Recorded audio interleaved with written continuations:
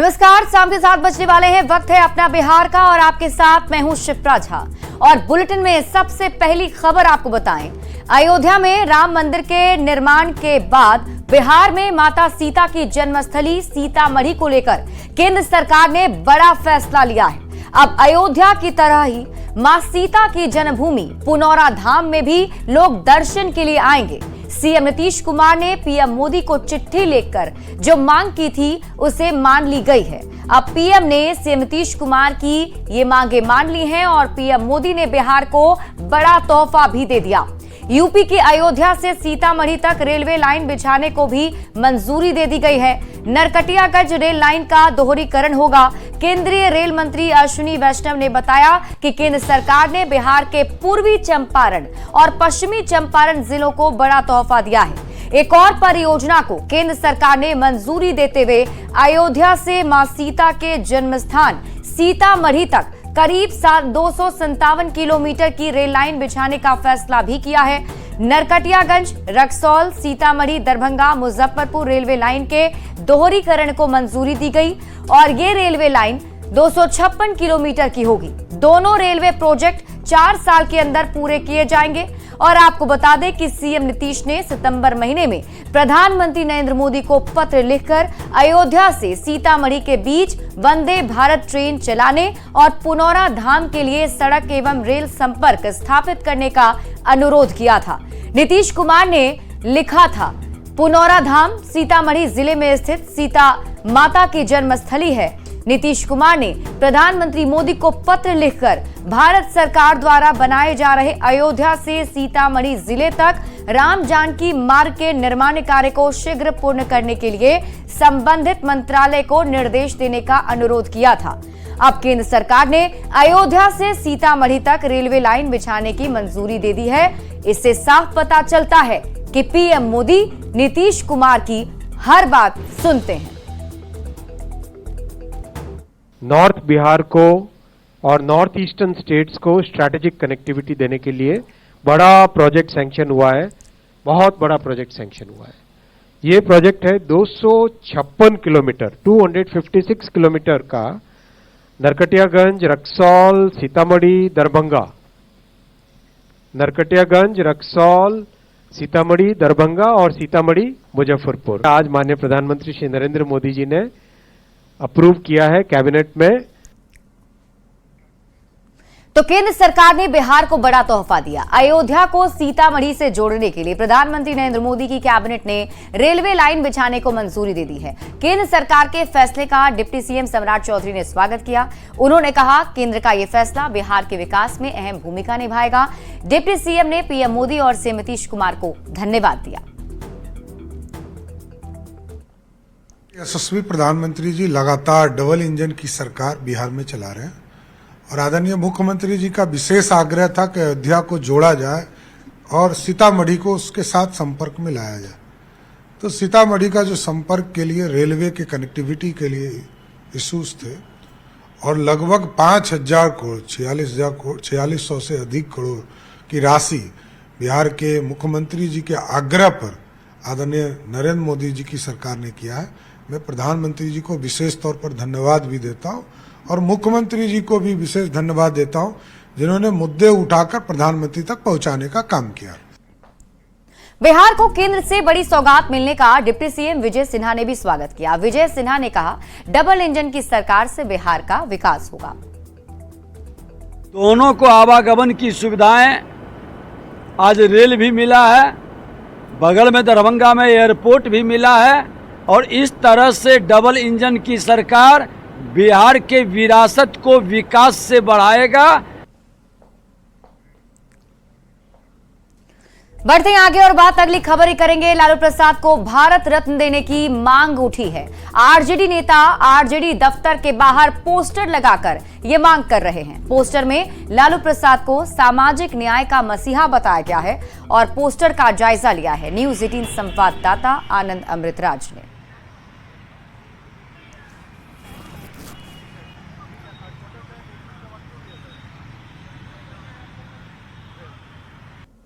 Poster तो आधिकारिक रूप से कोई नहीं लगाया होगा। अगर आप बोलते हैं तो कार्यकर्ताओं का इस तरह का डिमांड है और आदरणीय लालू यादव जी गरीबों के मसीहा रहे, सामाजिक न्याय सांप्रदायिक सद्भाव के लिए उनका जीवन समर्पित रहा है और अनेकों ऐतिहासिक काम उन्होंने किया है। अगर कार्यकर्ताओं की इस तरह की चाहत है तो ऐसी चाहत को हम सैल्यूट करते हैं। पटना में लगा एक पोस्टर लोगों के आकर्षण का केंद्र बना हुआ है और ये ठीक आरजेडी दफ्तर है। आप देखिए तस्वीर, आरजेडी दफ्तर है और ठीक आरजेडी दफ्तर के बाहर इस पोस्टर ने लोगों का ध्यान खींचा है और हम आपको पोस्टर दिखा रहे हैं। एक पोस्टर लगा हुआ जिसमें लालू यादव के लिए भारत सरकार से भारत रत्न की मांग की गई है और ये तस्वीर देखिए, भारत रत्न का लोगो लगा हुआ है, सत्यमेव जयते, और ठीक उसके नीचे भारत सरकार से अपने आदरणीय नेता के लिए एक मांग, सामाजिक न्याय के नेता एवं बिहार के आवाज माननीय पूर्व मुख्यमंत्री श्री लालू प्रसाद यादव जी को भारत रत्न से सम्मानित किया जाए। निवेदक हैं रंजीत रजक, जो प्रदेश सचिव हैं अनुसूचित जाति राष्ट्रीय जनता दल के। जाहिर सी बात है, राजद समर्थक ने लालू यादव के लिए भारत रत्न की मांग की है केंद्र सरकार से और इसमें जो उन्होंने तर्क दिया है कि सामाजिक न्याय के नेता हैं और बिहार की आवाज है। जाहिर सी बात है, कुछ दिन पहले जेडीयू समर्थकों ने भी नीतीश कुमार के लिए बड़ी मांग की थी और अब लालू यादव के लिए भी भारत रत्न की मांग करके आरजेडी समर्थकों ने अपना उत्साह दिखाया है। जाहिर सी बात है, ये पोस्टर लोगों के आकर्षण का केंद्र बना हुआ है। कैमरामैन अजय दुबे के साथ आनंद अमितराज, न्यूज 18 नेटवर्क, पटना। अब लालू प्रसाद को भारत रत्न देने की मांग पर बीजेपी और जेडीयू ने लालू प्रसाद पर जबरदस्त निशाना साधा। जेडीयू के मुख्य प्रवक्ता नीरज कुमार ने कहा कि लालू प्रसाद तो ईडी के रत्न हैं, तो बीजेपी का कहना है कि लालू प्रसाद को बिहार को बर्बाद करने के लिए भारत रत्न चाहिए क्या।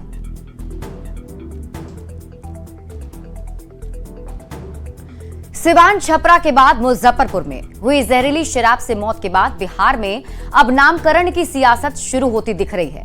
आरजेडी ने जेडीयू का नया नामकरण किया तो जेडीयू ने भी आरजेडी का नया नाम रख दिया है और पूरी सियासत के बीच है शराब।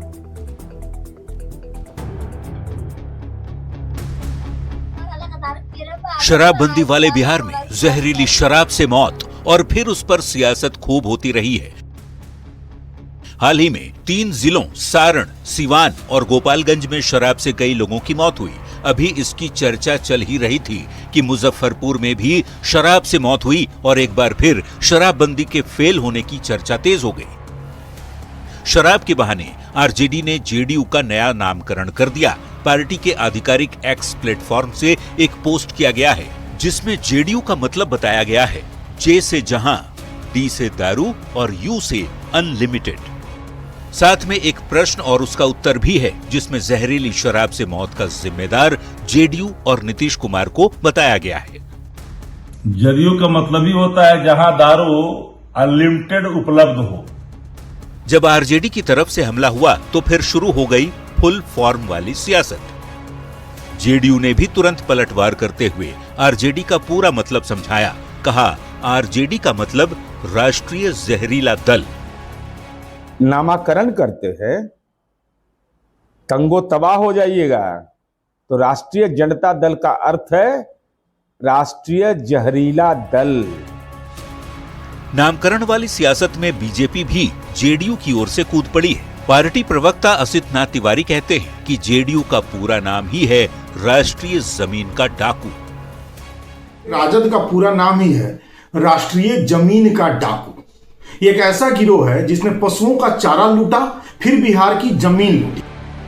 वैसे ये कोई पहला मौका नहीं है जब पार्टियों के फुल फॉर्म पर बयानबाजी हो रही हो। इससे पहले 2015 के विधानसभा चुनाव के दौरान प्रधानमंत्री नरेंद्र मोदी ने आरजेडी का मतलब बताया था रोजाना जंगल राज का डर।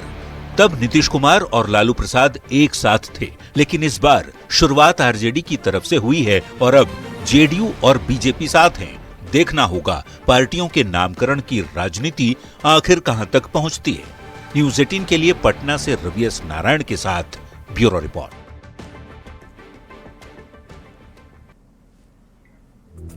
तो बिहार में इन दिनों नामकरण की सियासत चल रही है और जिस तरीके से आपने देखा कि सबसे पहले शुरुआत आरजेडी की तरफ से की गई और उसके बाद जवाब जो है जेडीयू और बीजेपी की तरफ से भी सामने आया है और एक दूसरे के पार्टी के नामों का नामकरण कर रहे हैं। इस बीच आपको बड़ी खबर बता दें, बड़ी खबर सामने आ रही है सीएम नीतीश कुमार का पीएम मोदी को धन्यवाद। बड़ी खबर आपको बता दें, सीएम नीतीश कुमार ने पीएम मोदी को धन्यवाद दिया है। कैबिनेट के फैसले का स्वागत किया है मुख्यमंत्री नीतीश कुमार ने।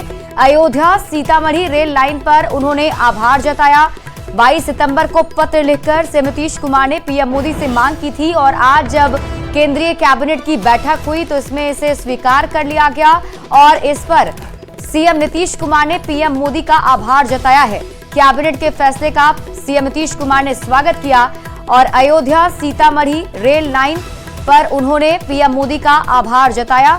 जो पत्र उन्होंने 22 सितंबर को लिखकर मांग की थी उस मांग को पीएम मोदी ने पूरा किया है और इसी पर सीएम नीतीश कुमार ने पीएम मोदी का आभार जताया है। आपको बता दें कि सीतामढ़ी में भी अब श्रद्धालुओं के पहुंचने का सिलसिला शुरू हो जाएगा क्योंकि मां सीता की जन्मस्थली सीतामढ़ी से जोड़ने के लिए सीएम नीतीश कुमार ने मांग की थी। न्यूज 18 संवाददाता आनंद अमृतराज अधिक जानकारी के साथ जुड़ गए हैं।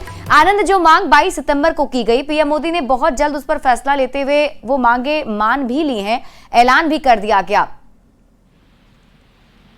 देखिए, बिल्कुल नीतीश कुमार ने अब से कुछ दिन पहले सोशल मीडिया पे इस बात का जिक्र करके प्रधानमंत्री को इसके लिए आभार प्रकट किया और उन्होंने जो लिखा है लाइन वो बेहद इंटरेस्टिंग है। उन्होंने लिखा है कि दिनांक 22/9/2024 को पत्र के माध्यम से मैंने आदरणीय प्रधानमंत्री जी से मां सीता की जन्मस्थली सीतामढ़ी, जिसे पुनौरा धाम भी बोलते हैं, हेतु रेल संपर्कता के संबंध में अनुरोध किया था।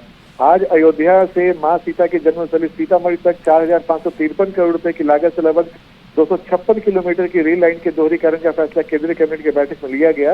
ये फैसला स्वागत योग्य है, यानी कि जो भी केंद्र सरकार ने आज कैबिनेट की बैठक में फैसला लिया है उसके लिए मुख्यमंत्री ने प्रधानमंत्री को धन्यवाद दिया है। साथ ही उन्होंने ये भी बोला है कि इस रेल मार्ग के बन जाने से श्रद्धालुओं को अयोध्या के साथ ही मां सीता की जन्मस्थली पुनौरा धाम आने में भी सुविधा होगी।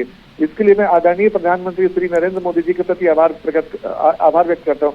जाहिर सी बात है, जिस तरीके से मुख्यमंत्री ने उस तारीख को कोट करके ये बातें लिखी हैं और प्रधानमंत्री को धन्यवाद दिया, इसे साफ है कि आज से कुछ पहले, आपको याद होगा, आज से कुछ दिन पहले ही मुख्यमंत्री ने एक पत्र लिखा था और उन्होंने कहा था कि अयोध्या और पुनौरा धाम दोनों का धार्मिक महत्व है और दोनों को एक दूसरे से जुड़ना चाहिए। और उसी के बाद उसी कड़ी का ये हिस्सा है कि आज केंद्रीय कैबिनेट ने उनके मांग को मान लिया। साथ ही मुख्यमंत्री ने एक और भी मांग किया था कि एक वंदे भारत ट्रेन सीतामढ़ी से अयोध्या के लिए खोला जाए।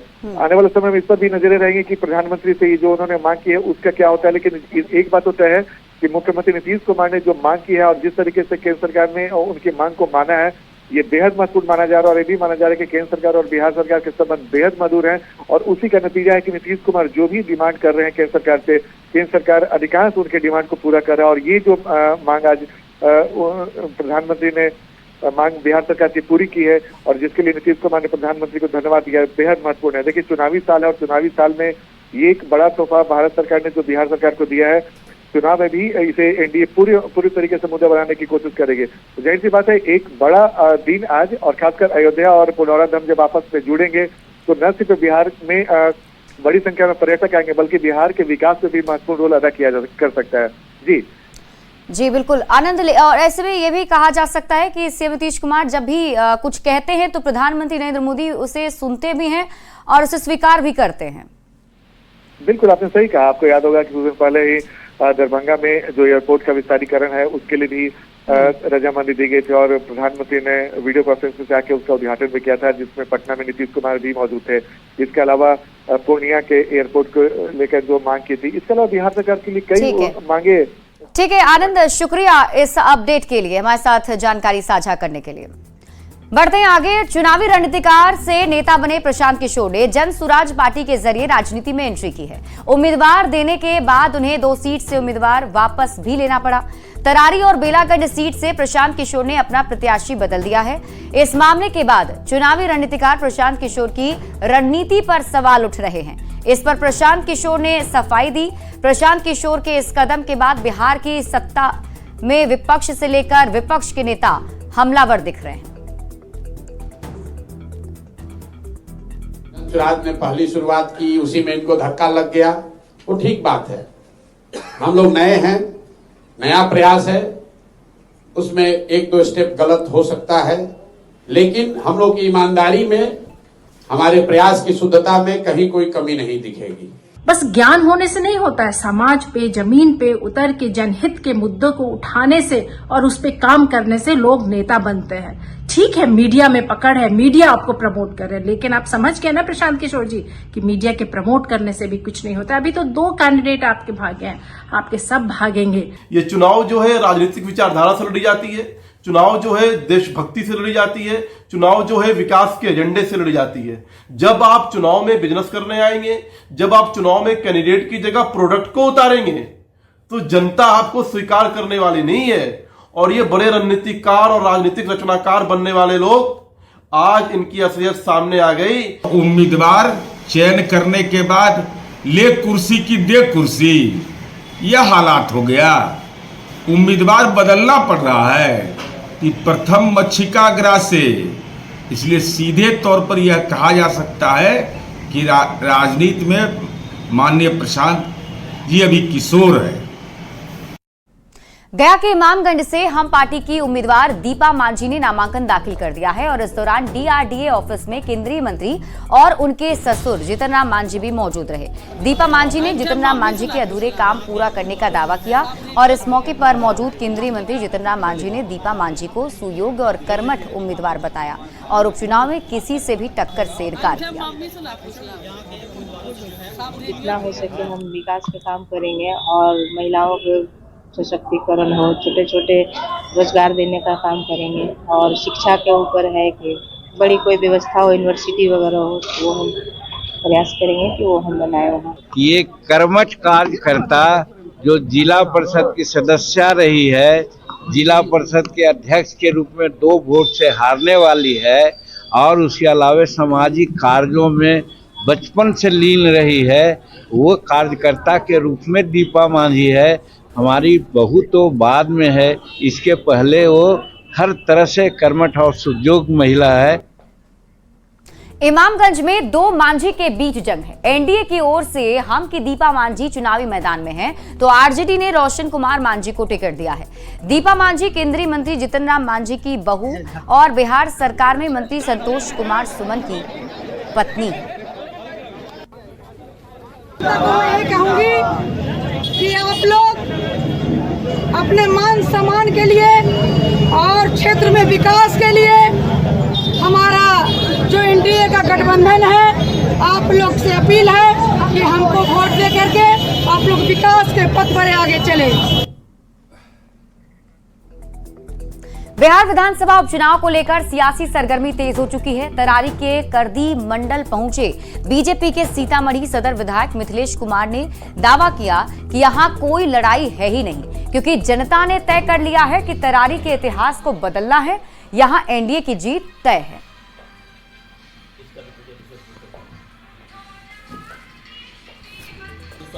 विकास के नाम पर तो जनसमर्थन है ही है, क्योंकि आदरणीय नरेंद्र मोदी जी ने हर गांव में सड़क, हर खेत में पानी, हर गांव में बिजली, गरीबों के लिए आयुष्मान कार्ड, गरीबों के लिए प्रधानमंत्री आवास योजना, मैं जिस धरातल पर समय दिया हूं मैं उसी की ना बात करूंगा। ये तो फिर गलत बातें हो जाएंगी, ये तो फिर नेतागिरी वाली बात हो तरारी जीत कर जाएंगे आप। आपको तो मैं कह दिया कि वो तो जीता हुआ है। गिरिराज सिंह की हिंदू स्वाभिमान यात्रा खत्म हो गई, लेकिन सियासत अभी भी जारी है। राष्ट्रीय लोक मोर्चा के राष्ट्रीय अध्यक्ष उपेंद्र कुशवाहा ने कहा कि बिहार में हिंदू या किसी अन्य धर्म को कोई खतरा नहीं है। गिरिराज सिंह के बयान पर राजनीतिक टिप्पणी की जरूरत नहीं, अब बिहार के लोग इस बात से आगे बढ़ चुके हैं। तो मंत्री जमा खान ने कहा कि गिरिराज सिंह ने कुछ भी ऐसा नहीं कहा जिस पर बवाल मच जाए।